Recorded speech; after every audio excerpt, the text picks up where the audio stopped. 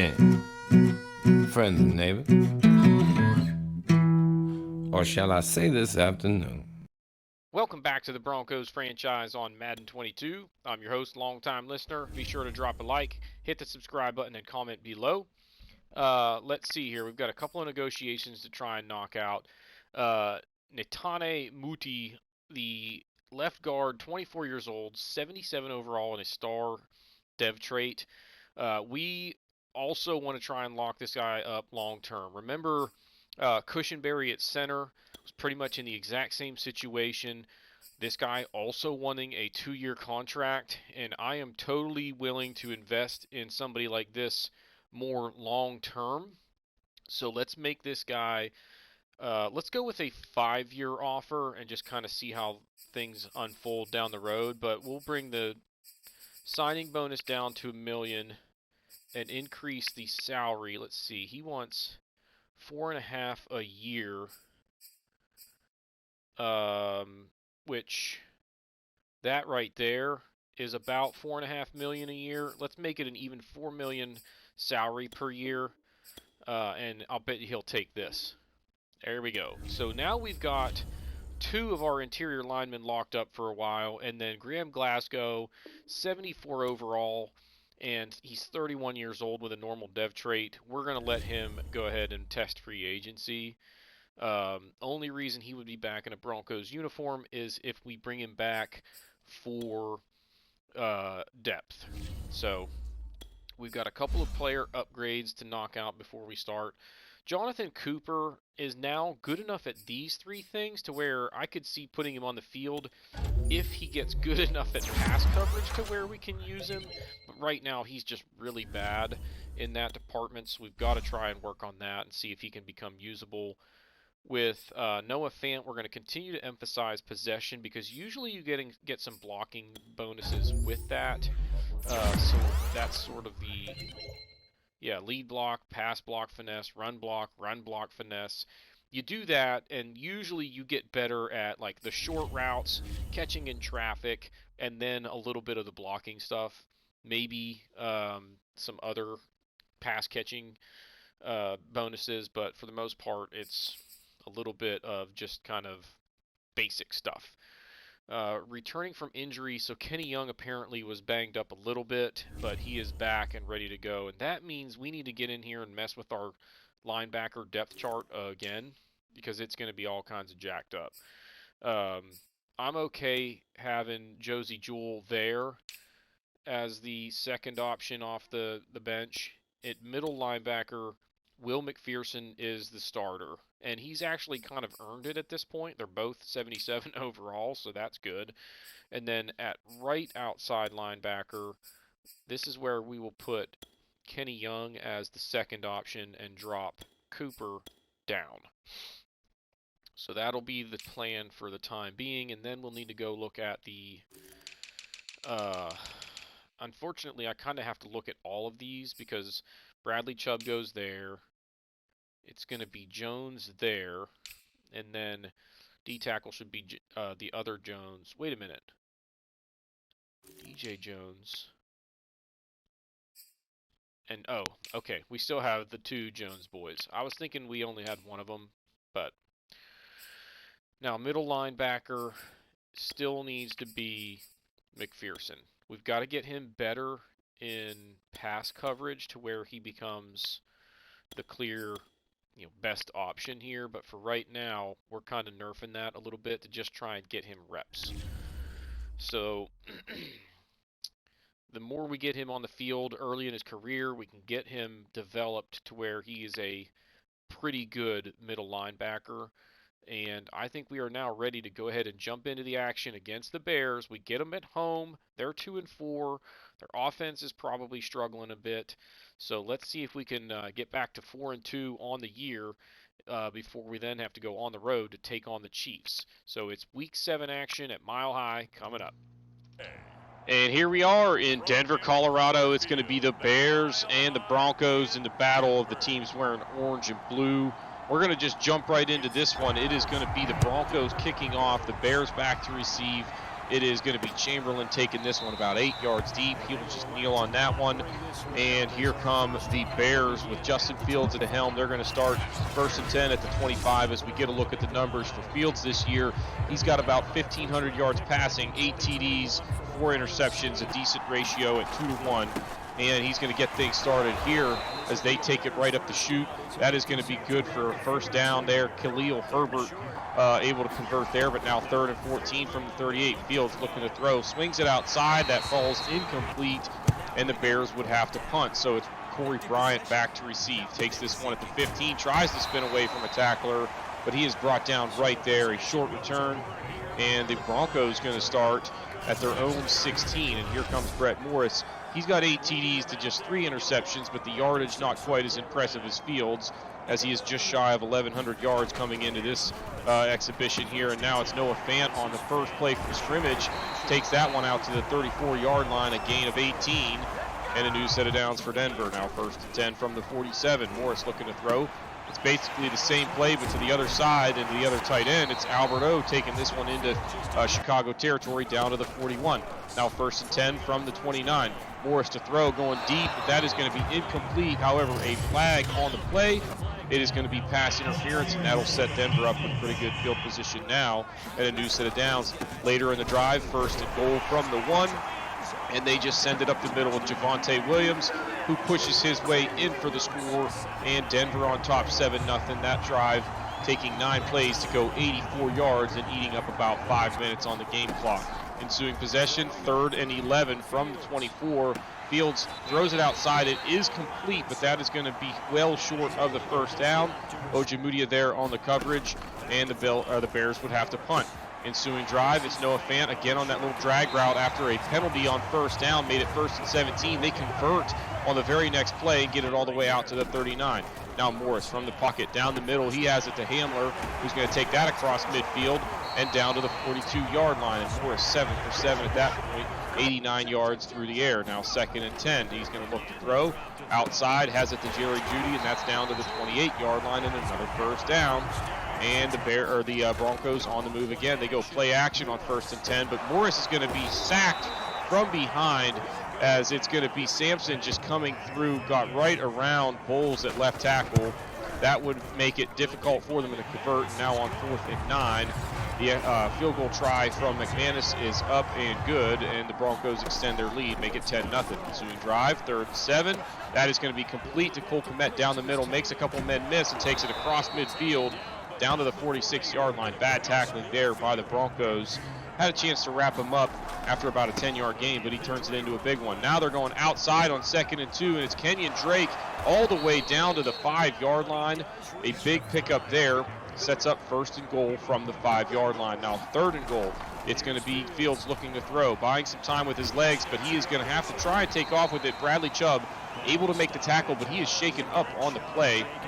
It'll be 4th and goal coming up from the 2, and the Bears are actually going to go for it here, down 10-0. They give to Khalil Herbert. He goes up the middle, and he is going to be stopped short by Kenny Young.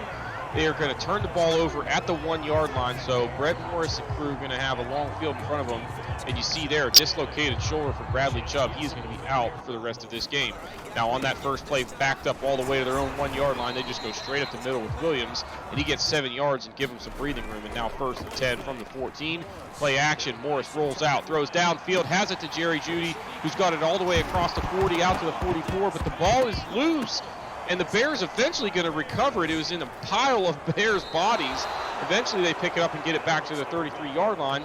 And then Moody is actually hurt trying to make the tackle at the end of the play. So a wild one here. And they're actually going to look at this one anyway. So now we go back to see if Jeudy was actually down. And you can see there he was clearly down. Probably a knee and an elbow down before that ball came loose. And the Broncos are going to get this one back with the ball out around the 44. Now they go on the ground on 2nd and 10. It's Stevenson to the edge, and he's got 12 yards and a first down as they go from 144 to the other. Make it 1st and 10 for the Broncos with a chance to make it potentially a 3-score lead. And they're going to go deep right here on 1st and 10. And Cortland Sutton makes a sensational grab for a 34-yard pickup. setting up 1st and goal. And they're going to go up the middle with Stevenson, and he is going to fight his way up the middle and stay on his feet, take it into the end zone, tumbles in. You see there that Miners was hurt on the play. The extra point was good, and the Broncos started that drive at their own 1, go all the way down the field and score.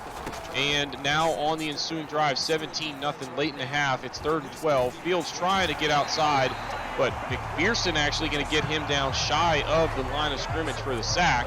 That would get us to the 2-minute warning, and the Bears would have to punt. Now Morris going to throw downfield to Cortland Sutton. He's got that one all the way to the 46-yard line, and the Broncos want some points here before the end of the half. Morris looking to throw, going to swing it across the middle to Noah Fant. Nobody covering him.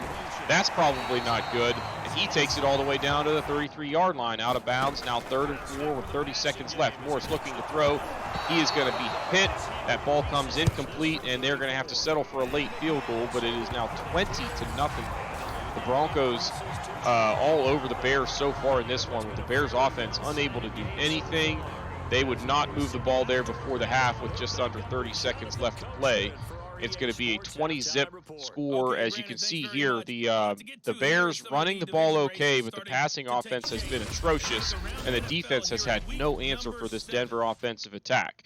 Now we look around the league. We go to Vegas, and it's the Browns and the Raiders with Cleveland ahead, 17-9 in that one. The Raiders just 1-4 so far this season, and things not looking good in that one. Now to the Bay Area, it's San Francisco and the Cardinals, and it's the Niners ahead of Arizona by a score of 24-12 as they approach halftime. Both of those teams just 1-5 on the season. Last but not least, let's go to LA and take a look at the Rams and the Seahawks. And it's Seattle ahead 13-10 late in the first half there. They're 3-3, looking to get to 4-3 on the season. Now it's Brett Morris on 1st and 10, first play of the second half. Down the middle to Trey Stevenson, and the rookie has a nice grab there at an 18-yard gain. And the Broncos on the move already. Way downfield now, 1st and goal. They throw it over the middle. It's complete to Jerry Jeudy. A flag on the play, however. This would make it 27-0 if the play stands, and it will, as it's going to be roughing the passer against the Bears. That would make it 27-0. And the Broncos not done yet. They go down the middle here later in this 3rd quarter. It's Noah Fant. Makes another touchdown, puts it up 34-0. They would add a field goal late in the 4th quarter to make it 37-0, and that would be your final in this one, as the Bears get blanked on the road, just absolutely stomped by this Denver squad. The offense was atrocious. The defense really couldn't find a way to stop this Broncos attack, and Denver rolls to a victory here, as their early season success is making them look like a playoff contender so far in this campaign. They had 325 yards through the air, and they ran the ball pretty well. That's the only thing that the Bears were actually able to do, was outrush them by a couple of yards. But nonetheless, an easy win for the Broncos here, 37-0. A look at the stats, as Brett Morris had a fantastic day, 27 of 35, 336 yards, 2 touchdowns, no interceptions. Fields was all right at 16 for 22 and 169 yards, but no touchdowns, obviously. No interceptions, but they just weren't able to get it done, frankly. Kenyon Drake, a nice day, 11 carries, 76 yards before they had to start airing it out. Khalil Herbert was a non-factor. Trey Stevenson, a nice day, 8 carries, 57 yards, and a touchdown. Javonte Williams, just 27 yards on 7 carries, but he had a touchdown. Morris matched those numbers as far as yardage. Justin Fields, 6 carries, 28 yards, and a fumble at one point, although it really didn't matter. Cole Kmet, 7 catches, 85 yards. Cortland Sutton had a nice day, 81 yards on 5 grabs. Jerry Jeudy, 5 catches, 67 yards, and a touchdown. Noah Fant, a pretty solid day as well, 4 catches for 64 yards and a score. And that's pretty much all of the noteworthy numbers on the receiving side of things, as we just kind of look down here, and they really did spread the ball out for the most part in this one. Alberto, just the 1 catch for 12 yards that you saw early in this one. Defensively, Justin Simmons with 11 tackles, but Will McPherson led all tacklers with 12, including 2 for a loss, and he had 3 sacks on the day. So an outstanding day for the rookie in this one. as he was making big plays all over the field. Khalil Mack had a sack. Sampson got one that you saw earlier, and then Malik Reed and is that Draymond Jones or DJ that combined for the sack? It's Draymond, as he's having a nice season for the Broncos so far this year. Now for the kicking, it's Brandon McManus with 3 field goals and 4 extra points. Pinheiro missed a field goal try. That was the only chance that the Bears really had to score, other than the time they went for it on 4th and goal. And then Hawk with 4 punts, averaging 42 and 2.2 yards per punt. But the Broncos just absolutely rolling this one, 37-0. So my goodness, was that a whooping of the Bears? 37-0, just absolutely stomping them. I don't remember the last time I had a game where I felt that much in control on both sides of the football. We got 17 staff points now to spend. We're going to come down here on the D coordinator side and spend 9 of them to get that upgrade, and we'll keep working our way down until we get to where, regardless of what we want to purchase, it's going to cost more points. So a good win there gets us to 4-2 on the year. Now we've got the Chiefs coming up, and it's on the road. Another big game for us, but they're 2-4, and the dominant era of Chiefs football might be in danger. They don't have Tyreek Hill anymore, and that's a huge blow to their offensive prowess. They won again, so now they're back to 3-4, and it's a huge game for both of those teams. All right, so mock draft number 2 is now in the books, and let's see where they've got us slated. So they have us slated to pick 21st, taking a left outside linebacker, Dennis Griffin. I just want to look at beyond that point in the draft, who all would still be on the table. There's a left guard, left tackle, D tackle, QB, which we don't need. There is a good running back, actually a couple of them. There's another linebacker. There goes a tight end off the board, strong safety, guard, another tight end, and then let's just kind of see what's ahead of us. QBs, left tackle, defensive end, wide out, defensive end, linebacker, end, wide out, tackle, end, tackle, linebacker, wide out. What I like that I'm seeing here is, 2 tight ends came off the board, and if you remember from the prospect profile or highlight or whatever they called it, this dude, Cassius Bowden, I think could be a really good player, and he is the 6th ranked tight end on the board. These 2 guys came off the board late in the 1st round. So what my hope would be is that if we're picking like 23rd or somewhere in that neighborhood, maybe we can get this guy in the 2nd round, which would be awesome. Because I think, like I said, seeing what we've seen about him, I think that he could end up being a really good weapon for us, especially if he's got a hidden dev trait. So, anyway, enough of that. Let's check out the weekly awards. This might be... Oh, okay, so it's Brett Morris. 336 yards, 2 passing touchdowns, and rushed for 27. I thought it might be McPherson at middle linebacker with 3 sacks that he racked up, but all good, and it doesn't really matter that much. We've got heavy rain against the Chiefs, which means we're probably going to have to emphasize the ground attack. I think that's what they're going to ask us is, what's going to be our strategy considering the weather, and we are going to run the football. It's just too hard to try and throw it for a bunch of yards in those kinds of conditions, and since we're going to be simming anyway, I think that's the best strategy, is to try and get 150 yards on the ground in the process of taking down the Chiefs. So, game plan, these guys don't run it well. If we stop them from passing and force them to run it, I think we're in good shape. Offensively, let's actually go run outside instead of run inside. Actually, you know what? Run inside. In these kind of conditions, I feel like just get going north and south and hope you find a lane, because if you try and cut, it's just not going to give you the kind of footing that you want. We did put everything back on half pads, right? Yes, we did. So that's that. And then for our goals, we're going to go with, let's get an interception. Let's get our first downs, rush for 150, and get some sacks. Now, chances are we're not going to get this, several of those goals, because I just have a feeling, again, as we go into a simulation, that things aren't going to go very well here.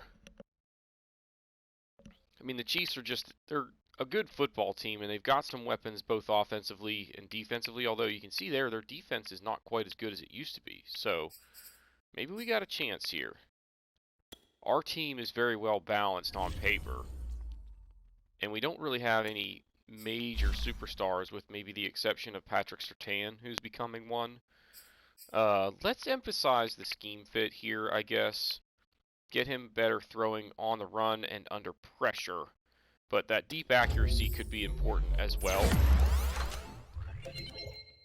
And he gets the short accuracy and throwing on the run. It doesn't really matter that much. He's solid right now, and I think he's going to continue to be solid for a long time. So, alright, manage staff, manage roster. We got Micah Kaiser coming back. He's not necessarily going to be thrown right into a, role where he's getting reps, but, yep, as I feared, it's going to mess with the middle linebacker depth chart situation. So let's go and make sure that everything else is fixed. That's good. And now let's go to sub linebacker. They just do not want Will McPherson playing in these situations. But I do. I don't care if he's not the best. He's gonna be very soon. So we're gonna go with it for now, for as long as we can afford to. And then Hamler is coming back, and that'll help us at wideout, because he's a decent slot receiver for us. I don't think I'll need to change anything, with maybe the exception of the slot wideout role.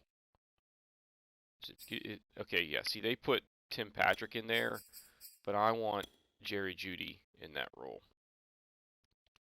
Alright. Now, I think we're ready to roll here. Who got signed? Vernon Ross. I don't care. Advance week, and let's see if we can pick up a victory here. It's on the road, which doesn't help. And in the sloppy conditions, I'm not liking our chances here. But it's okay. If we lose... Oh, we did win. Heck yeah. 31-28, so a little bit of a high-scoring affair, considering the conditions. But we got the win. So I don't think we got our 150 yards on the ground, but we got 1,000 XP, and we scored 31 points. So if we didn't rush for 150, that tells me we might have actually thrown the ball better than anticipated. So let's take a look. Oh man, the Lions are 0-7. I just saw. Oh gosh, that team. I think we might do a Lions franchise next season, just because they're so bad. Anyway. Alright, so we actually ran it okay. We stopped their running game big time, but they threw it alright. We took care of the football and won the turnover battle, so that's big. Let's look individually. Brett Morris, another sharp day, 3 touchdowns. Let's see, he was 24 for 36. Mahomes was 25 of 37. We got a sack, and we did get our interception. He threw for 320 yards and 2 touchdowns. On the ground, Javonte Williams was actually pretty good. Marquez Boyd, a rookie running back, was not very good, but he did get 2 touchdowns, fantasy owners. Cohen was all right, and that's pretty much it. Mecole Hardman, a nice day. 127 yards and a touchdown. Jerry Jeudy pretty much holding pace with him. Tim Patrick, a nice day. Daniel Shelby, second-year wideout, had a nice day. Travis Kelce, 57 yards and a touchdown. Noah Fant had 34 and a touchdown. Where is Cortland Sutton? Just one catch. And I didn't see, oh, there's Alberto. 3 catches, 16 yards, and a touchdown. And a boy. All right, defensively.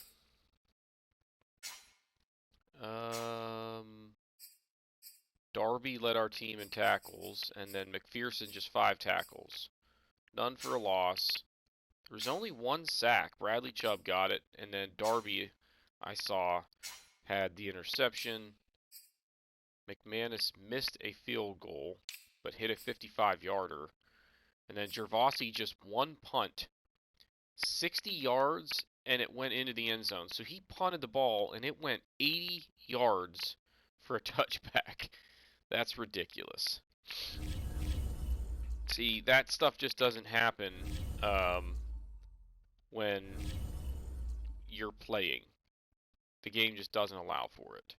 I wonder what would happen if you cranked punt power all the way up, like if you could kick it that far. But anyway, all right, so we've got negotiations to do here for week 9.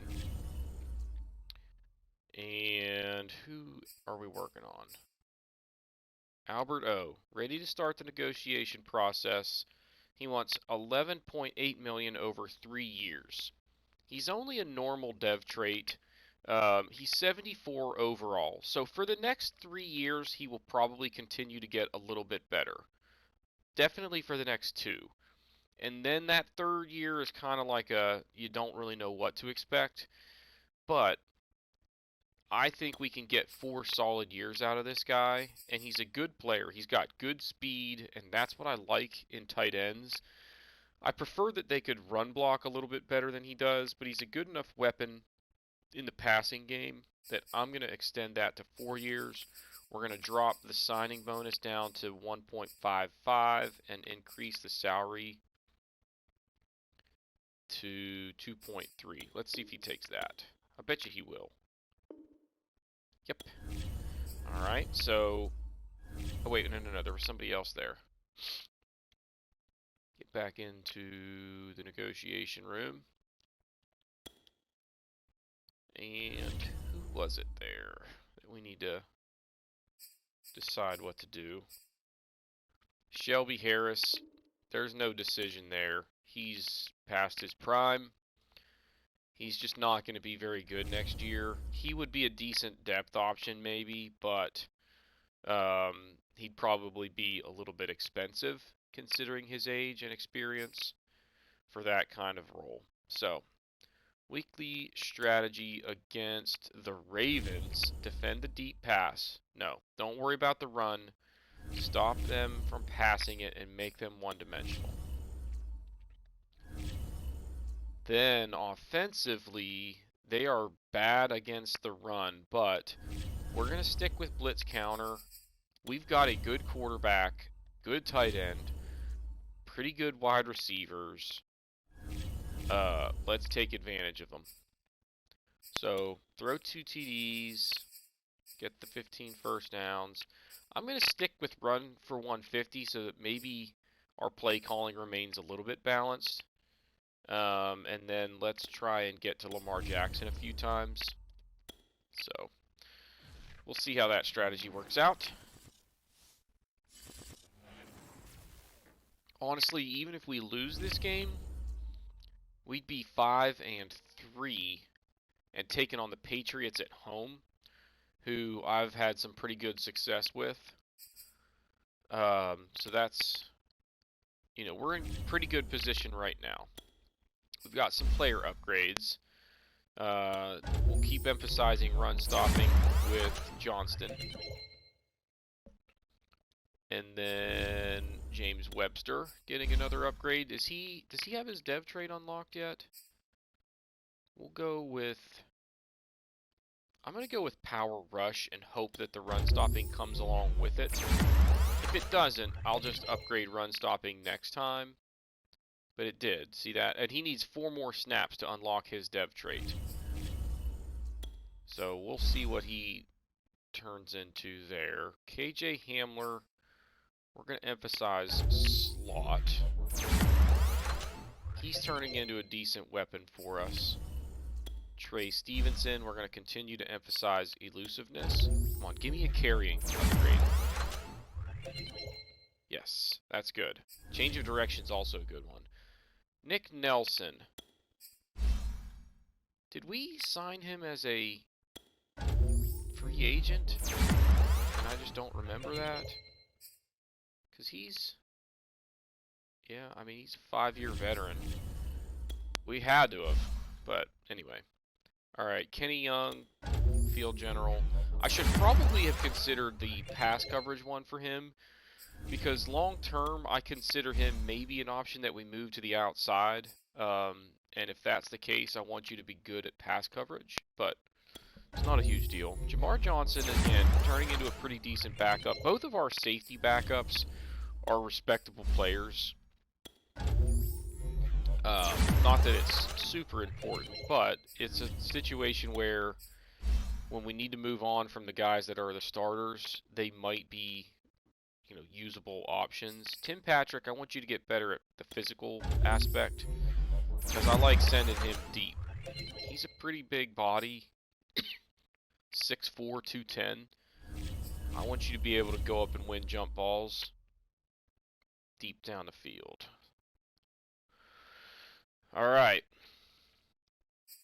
We've got more staff points to spend, so let's go do that. The Ravens are 2-5, so kind of limping into this one, frankly. We'll see if we can get this win and get to 6-2, which would be real nice. All right. So this one is just a stamina boost for a few different positions. Then we've got one more here. Then we got to start saving up points to spend on the big bucks. So, all right. Week 9 at home against the 2-5 Ravens. Come on. Get it done. 6-2 would put us in really good shape. And we got smoked. Jeez, 28-10. Our offense obviously was not very good.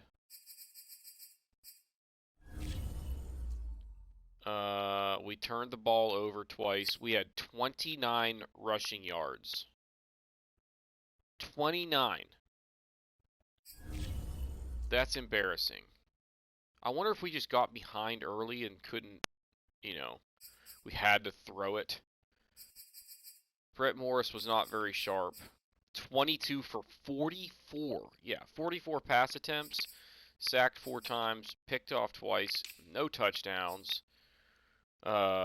J.K. Dobbins, 25 carries. He only had 72 yards, but he had a touchdown. We kept Lamar Jackson from running it all over the place. Javonte Williams was terrible. Only had 7 carries for 17 yards. We just never even really tried to get the running game going. That's a terrible performance. I mean, how did we score our touchdown? I didn't see a rushing touch. Oh. Alec Ingold took it in. I mean, that's just a bad performance. Jerry Jeudy just 1 catch on the day. There's just not a whole lot to look at offensively that makes me even remotely satisfied with this effort. McPherson, 8 tackles. He's kind of the one guy that we're sort of watching to see how he continues to play, especially when we sim. 2 sacks apiece for their 2 different defensive ends. And then who had the interceptions? Both for Marlon Humphrey. McManus hit a 53-yarder and an extra point. Tucker, 4 extra points. Gervasi had to punt 5 times on the day. Barnhart player of the game. 4 punts, lands 3 of them inside the 20 with a net average of 54.3 yards. That's pretty good. Anyway, that's a beatdown, and it doesn't feel good. But we're 5-3, right? And we've got the Patriots at home to start the next episode, which I feel pretty good going into that one, frankly. Oh, they've got Aaron Rodgers. So now I don't feel quite so good. That's a little bit of a concern. The Chargers are now 6-2, a game ahead of us. The Chiefs are 4-5, so trying to claw their way back into the picture. But you know, we're in decent shape here at 5-3. New England comes into this one 7-1, so they're obviously playing pretty good football. On paper, it looks like we're the better team as far as the overall ratings there. Our offense is a little bit better. Our defense is a little bit better. So I think it's going to come down to who takes care of the football. And we're going to have to run the ball a little bit, I would imagine, to stay balanced. And then just avoid turnovers. But that'll do it for this episode. I think what we will do in the next episode, so we've got Week 10 action against the Patriots. That'll be our 9th game of the season. I think what we'll do is play that game, and then my plan is to, 1, go through and look at the stats of, the players and team rankings to just kind of see how things are going at about the halfway point of the season in terms of games played. A little bit past it, but anyway. And then what we will also do is go into the prospects, and we're going to go position by position, looking at players and highlighting guys that we think we would be interested in drafting. And what I mean by that is, like, we're going to look at every single position. We will pull up the players in the rounds where we might consider taking a player. And like what I mean by that is I'm not going to even bother looking at any of these top 3 quarterbacks because we're not drafting a quarterback in the first or second round. We'll look at these guys down here, day 3 kind of talent, and see if either of them, like, let's just go ahead and look at these two while we're at it. So like this guy has C for short accuracy. He's got great speed, and his athleticism actually looks pretty good, and he's got a very strong arm. And then when we look here, B carrying for a mobile quarterback, that's actually a good feature to have. He looks like he'll struggle with accuracy, but this is a guy that could end up being a pretty decent backup. So we'll put a heart on him. Same thing with Matthias Felix here. C for both of the accuracies that we are, able to see. He doesn't have the greatest speed. His throwing power is acceptable, but not that great. I don't think this is the kind of guy that we would want as a backup. If you can't throw accurately, I at least need you to be able to run around and kind of make plays with your legs, and he can't do that. So again, what we're going to do is be looking position by position and thinking, okay, when would we be looking to maybe take a guy at that position? Like halfback, I'll probably look like through here because we're looking for somebody who can, maybe give us a hidden dev trait. We're probably not going to get those with day 3 guys. So we'll look from like here up and highlight all the guys that kind of fit the mold that we're looking for, which is probably an elusive type running back. So we'll do that in the next episode. We'll get to see one game, and then it's going to be a lot of housekeeping stuff where, again, we'll look at the stats, and we'll get a better look at this draft class than what we historically have, because usually I don't show you a whole lot of what all is out there, and frankly, I don't spend a whole lot of time really looking at what all is out there because I feel like when it gets into the draft, I kind of know what we're looking for anyway, and I can just pause the draft, comb through the couple of positions that we're considering at that point in the draft, and pick the guy that I think is going to be the best fit. And we've done okay with that strategy, so this year maybe we'll put a little bit more effort into it and see if it nets us some better results. But anyway, that is going to do it for this episode. If you haven't done so already, please be sure to hit that like button, hit that subscribe button, and comment below, and we'll see y'all next time.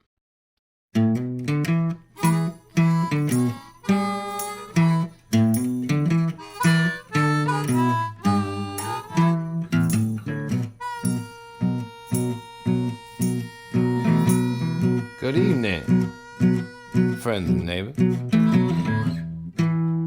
Or shall I say this afternoon?